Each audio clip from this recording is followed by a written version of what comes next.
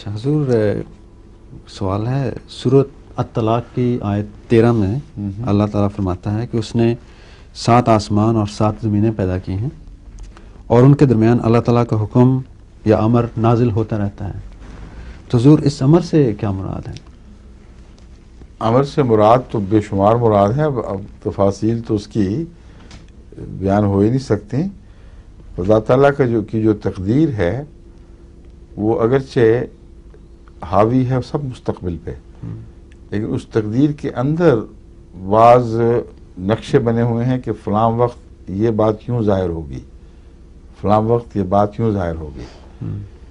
باہر کے امر کو بھول جائیں سر دست، اپنے اندر کے امر کو دیکھیں کہ اللہ تعالیٰ فرماتا ہے ایک تقدیر یہ جاری فرمائی ہے وَمَن نُعَمِّرْهُ نُنَقِّصْهُ فِي الْخَلْقِ، کہ جو بوڑھا ہو جاتا ہے، جس کو ہم عمر زیادہ دیتے ہیں، اس کو اس کی خلق میں پھر گھٹانا شروع کر دیتے ہیں، اس کو کم کر دیتے ہیں. اس کے اندر نقص تو نہیں، یعنی اس کے اندر الٹا پھر جاتی ہے وہ تخلیق، واپسی شروع ہو جاتی ہے.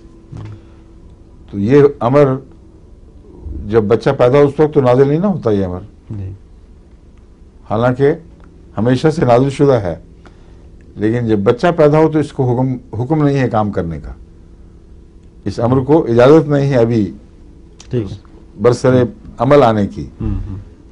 جب وہ عمر آتی ہے جس کے متعلق فرماتا ہے وَمَن نُعَمِّرْهُ، اس وقت یہ امر اتر آتا ہے. تو جو امور اتر رہے ہیں وہ کائنات کے ہمیشہ کے اس نقشے کے مطابق ہیں جس کو آپ بلو پرنٹ میں پائیں گے، اگر علم ہو بلو پرنٹ کیا ہے اس کا، اور اس کے نزول کا وقت الگ الگ ہے. اب دانت نکلنے کا ایک امر ہے، جب پیدا ہوتا ہے تو اس وقت وہ امر نہیں ہے، حالانکہ نقشے میں موجود ہے. اگر اس وقت دانت ہوتے تھے تو اکثر مائیں بیچاری تو بریسٹ کینسر سے مر جاتی ہیں.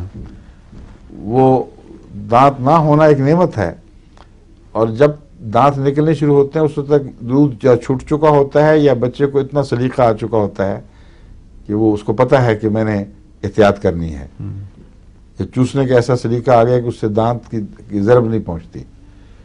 اور پھر ایک اور عمل نازل ہو جاتا ہے کہ یہ دانت گر جائیں، اب